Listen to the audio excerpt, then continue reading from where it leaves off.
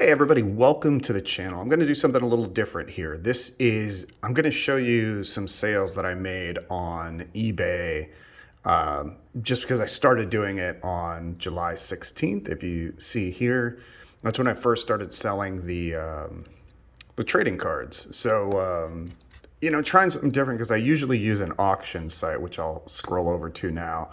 And so this is what I use is Auction Ninja. This auction was a little different because I had, comics, and I didn't have a lot of sports cards that I remember. Well, I thought I did because, so here's some sports cards, and I'll scan those in the scanner, and I'll list some of this stuff here.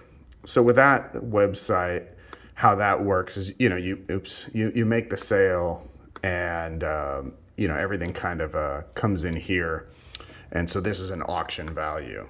So you see here, this is showing the auction hammer commissions that I have to pay. I pay $75 for every auction that I host, and then I pay $19.19 every month whether I host an auction or not.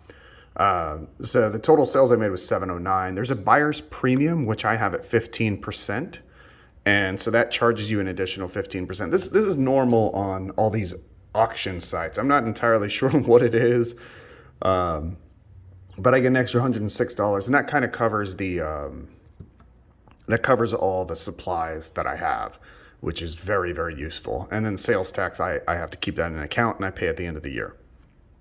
So with this sold, I had a good amount of items that sold during this time. None of those. But I had a Joker PSA 9 rookie that I sold for $155, but then you add in the buyer's premium of 15%, which is an additional like $22. So they paid maybe $175-ish for this card, which was below eBay market. So eBay, I think, was at the time about $225, and then I sold that for roughly $175. And but if you do $225, you take off 15%, give or take. So it's pretty even, at least with graded cards. I try to sell my graded cards here on Auction Ninja, and recently I jumped over to eBay to try that out. So let me go to my eBay, some of the sold items, and I'll show you how I ship the items and what processes I use for that. So here's all the cards I sold from July 16th to July 31st. There's some examples, and I just kind of want to go over what it means to sell a card for 99 cents. Now, at the time, I was charging people, $4.50 because I'll cut to another video of how I was shipping that. I wasn't using the plain white envelopes at the time. And I wasn't getting a lot of sales, and people kept lowballing the offers, which was fine and understandable. I tried to keep everything, relatively good, but I understand if you're paying 99 cents for a card, you don't want to pay $4.50 for shipping. It's ridiculous. So to break it down, this one card here, let me see if I could pull that up actually. So you see, this is the card that sold. It's a Doug Flutie, Eric Moulds, Topps Finest. I think it was 99. And it's one-sided refract. So this is the refractor, was the Doug Flutie, Eric Moulds, not refracting over here, as you see there. So that particular card I sold for 99 cents. And at 99 cents, the net is roughly, this is me subtracting about 15%. So I made 84 cents. And then I charged you sons of guns $4.50. I didn't know the exact cost. I was slightly overcharging, which is kind of okay, and I'll show you why. $4.13 is what I actually paid, so technically I'll make 37 cents. But let's break it down a little further. Paper, 1 cent. A penny sleeve, 1 cent. A card saver, which it was in a card saver 1, 7 cents. The particular envelope I was using was 72 cents for the envelope. Mailer, those are the plain white envelopes. I have a DNB, which is like a do not bend sticker. Those are about 1 penny each. I didn't use any of these things. Label, I'm paying 7 cents per label. So all in profit I made was 32 cents, which is actually, hold on a second, that's where I made the profit, is off the overcharging of the shipping, which I shouldn't have done. I agree, but I didn't know the cost, and that was a happy accident, right? Not that happy, but it was an accident. So then you look at the next ones, I was like, oh shoot, I have to charge $4. So I started changing it. Some of them didn't update in time, so they would still charge $4.50. But But then you have, I lose 13 cents. But on the bigger orders, I didn't mind because, I made 30 bucks off one card.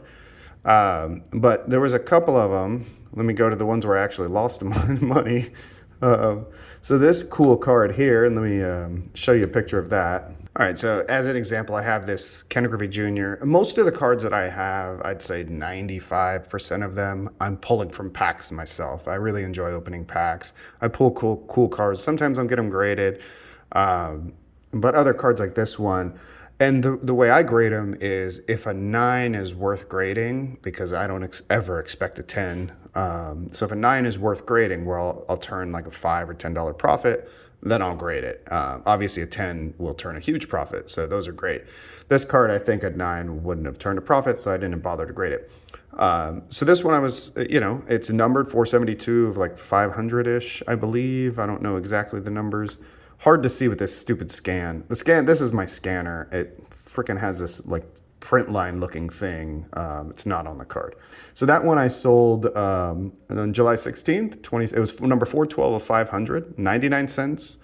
I charged $4 for shipping, but I paid $4.13. And then if you go down the line, these are all, everything that I'm paying extra for. I should have tape in there, right? I don't, but I'll use painter's tape. So that card I actually lost 18 cents, which sucks, right? So I lost 18 cents on that card. So that's the sort of stuff that I'm learning as I'm going on this eBay freaking thing. And then I started using the plain white envelopes. All right, this next card here is going to be sold on July 31st, 1982, Fleer Pete Rose autograph. Sold it for $7, which is good to me. It's off center, it's autographed. I don't recall that little stain being there. It might have been.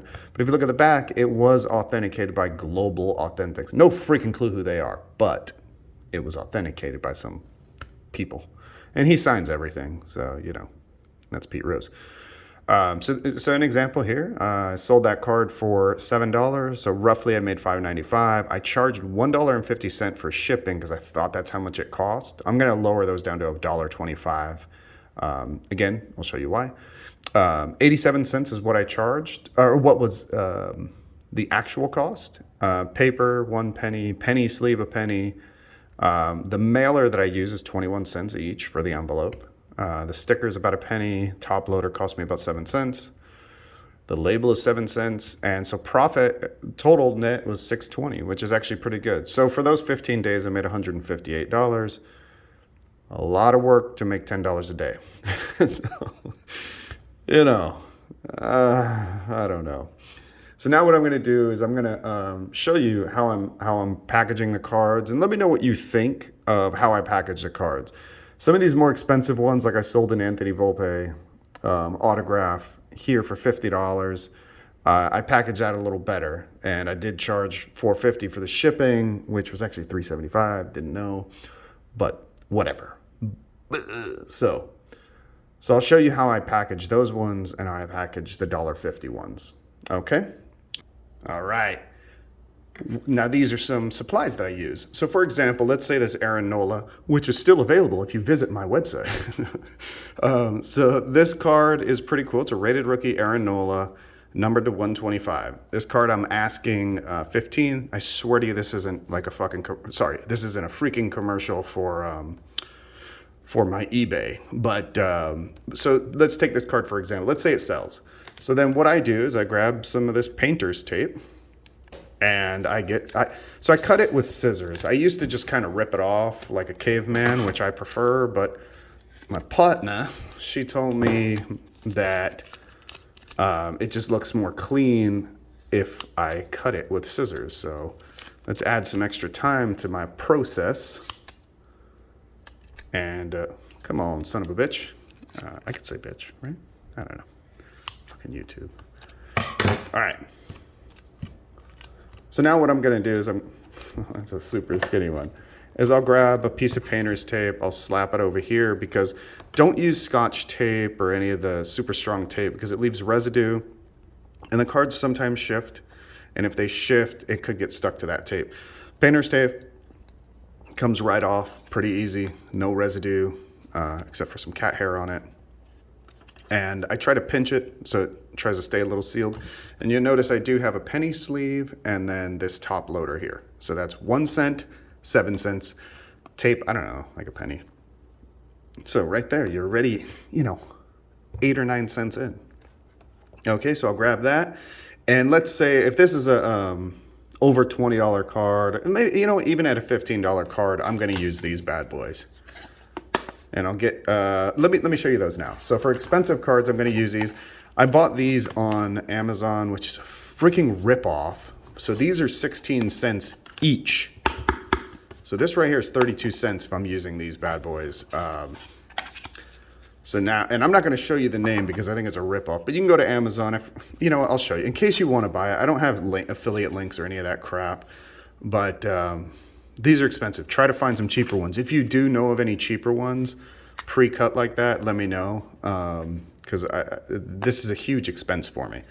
So with that, and then I tape 4 sides on this one, on the more expensive cards. And expensive is like 15 and over for me, or maybe 10 and over. Well, probably 15 and over, because it cuts into the old profit margin. So I use those, and then what I do is I grab, let's say this is a sales. I deleted some stuff from here for this person who purchased this. So what I'll do is I grab the piece of paper, I'll fold it twice, like that, and this will be taped up at the time. I'll slap it right in here. I'll put tape here, here, and sometimes here, not always. But I make sure that the tape is also holding the card on the bottom. So it'll kind of pinch it here, and then I'll hold it here. And then I'll stuff it in. For the more expensive ones, I'm using these that are pretty sturdy cardboard. So these cost me 72 cents each. I buy a bulk order from Uline, and they're padded as well. I know you can't see the padding, but if you can just close your eyes and listen, and just, oh yeah, and you could feel it. You can feel it. You could paint a pretty little tree right there. So then what you do is just, open that bad boy up, slap it in, because you're protected with, as a buyer, I have a top loader, 2 cardboard thingies, a cardboard bag, and this is why it cost me $4-ish, over $4, to ship it this way. And this is what I was charging before, and this is how I was shipping all of my cards. I throw it in here, seal it up. There's a sticker. Seal it up, and then I will print off a label, and then put the label there, which, let me grab an example. And these labels are roughly 7 cents each. There's a top and a bottom, made by Avery. I did buy another brand, but these are kind of, a little pricier. So I'll just stick that right on there, and then almost good to go, because then I'll grab one of these stickers that do not bend. I'll put it right on top here, and then it's gone. And so I walk down to the post office, hand deliver it to, it's like a little store in my neighborhood, like a postal store, not official USPS. So I drop it off to that guy, and it's gone. So that's one example if I'm doing 1 card at a time. But let's say it's like a $1 card or under $10 card. This is what I'm doing with the under 10. Same thing as is. Then I grab the sheet of paper, put it in here. You don't want to make it too thick. That's, part of the rules. Put the tape here and here, and then I will use one of these bad boys I got from Amazon as well. And these are 21 cents each. Again, I need to find cheaper things to help with the costs. So then I'll just grab this. I'll put that in there as it's taped up already. Seal it, and then put the sticker here. I am going to look into printing on this, but I don't like the material. It feels glossy, so I'm afraid the ink will rub right off. So this one, if you want any, links or whatever, just send me a message, and I'll give you some links. I'll try to find them at least, and I'll let you know how I purchased or where I purchased these items. So that's what I'm doing with single cards, $1.50 shipping. I'm going to try to lower to $1.25. And then and that's it. But if you buy multiple cards, what I tend to do, let's say over, I don't know, I don't remember the cost, like 5 cards, because you can't put 5 cards in here, and maybe it's 10 cards. But you could definitely put it in here because I'm paying, I like having this shipping method because it's an actual tracking number and it's insured for like $50, I think. So that one I like. But if it's multiple cards, I buy these from Uline as well. This little box. It's like a 300 count box, give or take. A bit bigger. There's actual cards in here. This is the only box I had formed sitting there. But it fits the top loaders, which I think is pretty cool. So you could stand them right up if you have multiple. So these ones are like 72 cents for these box. Same price as this. So I don't mind sending it in these boxes. And then I just ship it the exact same way. But usually with those is I'll grab the card and I'll include these bad boys. I bought the wrong ones. These are really, really thin, so I'm not a fan. So especially with graded cards, I use 2 of these for like a handful, like 10 cards. I'm just gonna roll it up with one, do one of these, and slap it in the box. Put this on top like that, and show whatever it is, and I'll put it in these boxes. But I'll have this extra layer of protection for you. So that's kind of how I operate, how I've been operating, and I just thought I'd share that with everybody. See if you like this kind of video. See if you want to see my sales every month out of curiosity, see how it's going. Right now I'm selling low-end cards, not low-end, but I was trying to get rid of my autographs, trying to get rid of some memorabilia cards, and I do want to do a bunch of bulk orders just to freaking get them gone. So I have to do that soon. But if you want to see videos like this, I could easily do this for the month of August and just make this a recurring monthly thing.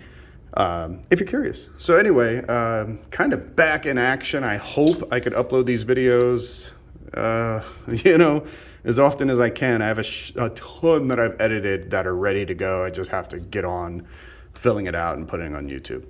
So anyway, thank you guys for watching. Sorry for this long video. I hope you learned something. And if you didn't, well, damn it, teach me something. All right. So thank you guys for watching. Thanks for staying subscribed, and thanks for reaching out. I know I've been MIA, and I appreciate all the emails I've gotten, asking me to come back. And hopefully this video helps some folks. And I'll see you on the next one, and adios.